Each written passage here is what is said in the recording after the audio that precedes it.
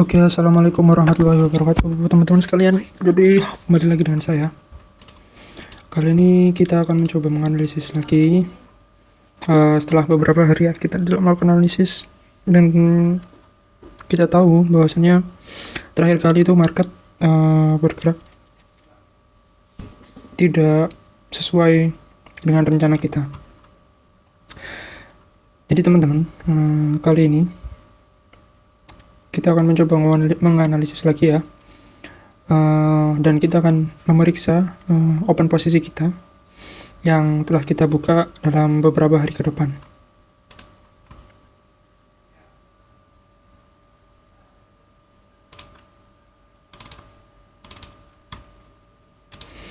Nah, oke. Sebelum kita membuka chart kita, yang paling penting adalah jangan lupa untuk membaca trading system dan trading plan kita. Karena apa? Gunanya kita membuka ini adalah agar kita selalu mengingat apa yang harus kita lakukan dan apa yang harus kita hindari. Trading system yang pertama, membaca bismillah. Karena sebelum kita berperang ya, trading itu istilahnya kita berperang. Kita harus menyiapkan senjata, tameng, dan lain-lain. Jadi sebelum kita masuk ke medan perang, otomatis kita harus mempunyai persiapan terlebih dahulu. Begitu juga dengan trading. Kita harus menyiapkan ilmu kita, pengalaman kita, mental kita, semua harus disiapkan sebelum masuk ke chart.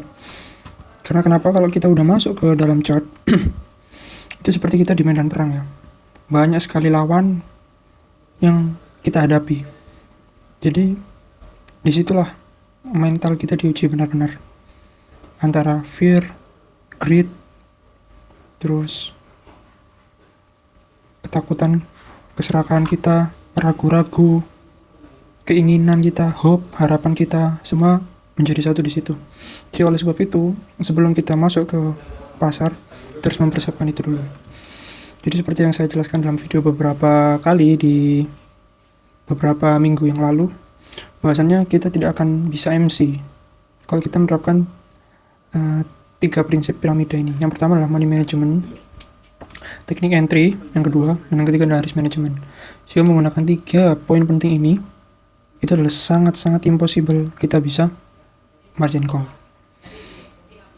Jadi trading system saya adalah sangat simpel. Yang pertama adalah ketahui arah trend, itu bear, bull, or sideways. Yang kedua adalah itu membentuk pattern atau tidak, terus candlestick-nya bagaimana, dan yang ketiga adalah di mana kita untuk entry, terus target kita berapa, stop loss kita berapa. Jadi sebelum masuk ke pasar, ya harus kita mengetahui arah tren kedepannya bagaimana, sehingga kita tahu posisi apa yang harus kita ambil gitu loh, sebelum kita menentukan entry, sell, or buy. Kita harus menentukan dulu ini arahnya naik atau arahnya turun. Kalau dia hanya bull di dalam time frame besar, ya kita follow the trend, right? Ikuti tren itu. Kalau dia bear atau dia turun, ya kita sell. Oke? Ini untuk di pasar future. Jadi ya, dari itu tadi, kita harus mengetahui arah tren. Setelah kita mengetahui arah tren, baru kita bisa mengambil posisi sesuai dengan arah tren. Jadi ini tidak saya bacakan, ini adalah catatan kecil saya. Oke, langsung kita buka ke MT4 kita. Nah, kita mulai dari mana ya? GBP dulu ya. Nah, di GBP ini saya tidak memiliki posisi sama sekali. Karena yang kita ketahui pasar masih sideways dalam beberapa minggu. Ini sangat-sangat lama ya. Dimulai dari bulan awal April sampai pertengahan Mei, pasar masih sideways setelah terjadi badai besar ya, yang kita tahu COVID-19. Euro GBP dia mulai menembus. Ini bagus banget sih buat kita bisa entry posisi buy di Euro GBP. Kenapa saya mengatakan ini posisi buy? Karena dia udah menembus ini resisten kuat nih. Jadi saya termasuk orang yang meyakini bahwasannya apabila resisten beberapa kali diuji, maka dia akan makin semakin lemah gitu. Seperti apa istilahnya, kalau tembok ya, kita benturkan dengan benda keras terus menerus, maka lama-lama pasti akan jebol, bukan malah semakin kuat. Nah, kalau kita lihat di H1, Ini trennya kan mulai up nih setelah sideways. Jadi kita tarik aja garis nih. Ini trennya mulai up nih, kaki-kakinya mulai terangkat. Nah, kita bisa masuk posisi buy di mana? Ketika dia retrace. Cukup simple. Kita lihat di M30. Nah, seharusnya kita bisa masuk di sini juga bisa. Ya kan? Kalau dia emang benar-benar valid ke atas, ya kan? Kalau ini udah ketembus, saya tandain aja ya. Belum. Kenapa saya tidak menandain terlebih dahulu? Karena ini belum untuk swing. Swing besarnya belum kebentuk. Nanti kalau udah kebentuk, oke, kita bisa menentukan posisi buy. Tapi saya pasti nih, dari JPP saya akan masuk posisi buy. Karena trennya udah mulai up. Nih, kaki-kakinya udah mulai naik. Mulai ada adjustment, ada perubahan. Kita bisa ngambil posisi buy. Kalau dia di daily-nya, daily, weekly, dia lagi kencang banget ke atas. Bagus banget nih untuk posisi buy. Euro GBP, Euro USD masih sideways. Kita hanya bisa menunggu. Nah, ini GBP JPY ini yang saya mempunyai posisi kemarin. Nah, ini sayang banget ya. 3 posisi ini nggak kesentuh. Ini saya buka di MT4. Sayang sekali. Harusnya ini bener ini posisi kita sell dan harga langsung terjun ke bawah. Ya kan? Terjun kan dari posisi teratas, kita tarik. Dia udah running 238 pips. Bayangkan 238 pips tuh sangat besar sekali. Nah, saya juga mengingatkan kalau misal kita memakai time frame acuan di H4, kita harus sabar menunggu, ya kan? Jadi posisi pembukaan kita dan penutupan kita itu berbanding lurus dengan time frame kita. Jadi ketika kita memakai time frame besar, ya otomatis ya kita bisa meraih hasilnya dalam waktu seminggu sampai 2 minggu ke depan. Itu belum tentu juga, bergantung dengan kondisi pasar. Tapi kebanyakan sesuai pengalaman, apabila kita memakai H4, H1, itu ya kita harus menunggu dalam beberapa hari. Apabila kita ingin intraday, ya kita bisa menggunakan M5, M15, tapi saya tidak menyarankan untuk intraday. Ya kan? Saya tidak memakai intraday. Saya memakai long term trading. Jadi saya akan mencoba, lama-kelamaan saya akan mencoba bagaimana caranya. Saya akan terus mencoba agar bisa mencapai trading long term, atau bisa dikatakan ya sebulan, 2 bulan saya ingin seperti itu. Karena otomatis kalau kita memakai long term bulanan, ya hasilnya akan kita capai ya sangat-sangat maksimal ya, 500 pip ke atas. Nah, oke, jadi kita lanjutkan. Jadi saya memakai H4 ya. Kita ini di H4 sangat-sangat disayangkan nggak nyampe. Ini tapi di MT4, tapi di platform MT5 saya itu saya buat eksekusi dan terkena satu posisi. Sebenarnya ada 2 sih. Yang satu posisi itu saya kepencet ketika harga di sini. Tanggal 5 tanggal 7 Mei. Saya kepencet sell. Tapi alhamdulillah harga udah balik lagi ke sini. Yang satunya saya posisi di sini cuma kena 1. Oke, kita analisis kalau kita lihat dari Fibonacci internal. Nah, ternyata harga itu masuk di area 5061. Tapi di area ini saya tidak terkena TP, tidak terkena open posisi. Jadi harga udah turun duluan. Kita lihat di M30. Di sini terjadi bisa dikatakan double top. Ini double top, 2 arrow udah mengatakan sell. Di M30 ya, ini untuk entry kita. Pas di Fibonacci 50. Bagus banget kan? Kalau kita entry di sini cuma beberapa 12 pip. Udah turun lagi, boom. Nah, untuk menentukan TP, oke, setelah kita kan udah masuk nih. Sekarang kita tentukan TP kita.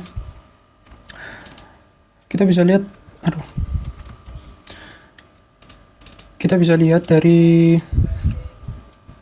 support resisten. Kan saya waktu itu pernah mengatakan ini area bagus ya. Ini ada support garis support, ya kan? Nih, garis support. Nah, apakah kita bisa menaruh TP di sini? Ya, bisa saja. Kita juga melihat dengan alternatif lain. Selain dengan garis support resisten, kita tarik external retracement. Nah, dia ini, support ini berada di area Fibonacci eksternal 1272 dan 161. Jadi lumayan. Kita bisa taruh di sini ataupun kita bisa taruh di sini. Terus kemudian kita taruh dengan Fibonacci Fibo apa sih namanya ini? Expansion. Kita dari AB. Nah, ini kita lihat pantulannya. Nah, jadi terdapat apa istilahnya dua Fibonacci yang saling bertubrukan atau bertumpuk lah istilahnya. Nah ini dua ini ya. Nah ini di 130 pas. Jadi angkanya bagus banget kan, 130. Jadi kita bisa menaruh TP di sini. Jadi lumayan kalau dari sini ke sini hampir 300 pip hampir ya. Terus kita lihat di sini tuh ada apa. Nah, ternyata di sini ada base. Nah, ini ada base nih. Jadi wajar saja ketika harga nanti bakal ke sini. Baik ini memantul ataukah dia akan menembus, tapi kita lihat saja. Kalau menurut prediksi saya ya ini mantul dikit terus turun lagi. Seperti itulah untuk pound sterling Japan yen, GBP JPY ya. Jadi ini bagus sekali. Kita tunggu areanya nanti nyampe sini ya.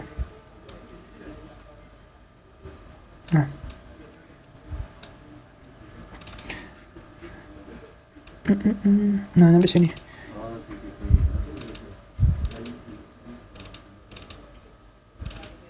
Nah, terus kita lihat gold di 4 masih sideways besar. Nah, jadi ketika setelah trend up kan, nah ini kan trend up, terus ada sideways. Nah ini pemurnian lah istilahnya.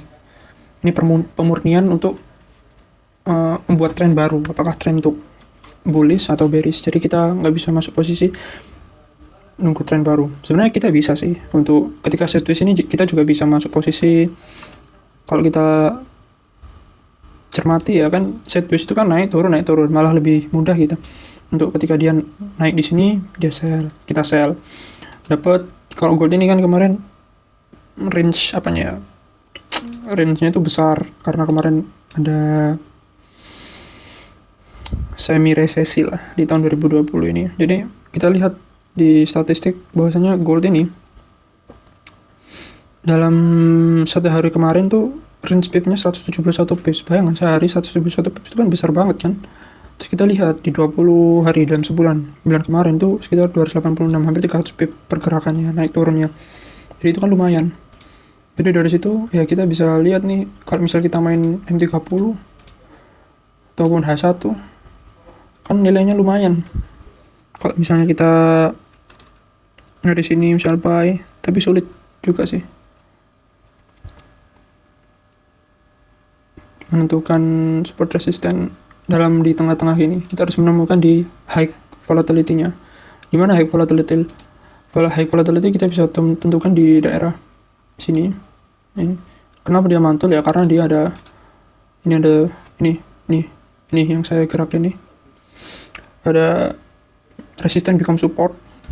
Kan kita tarik ke belakang lagi. Nah, di sini juga ada resisten become support. Jadi dia mantul lagi ke atas.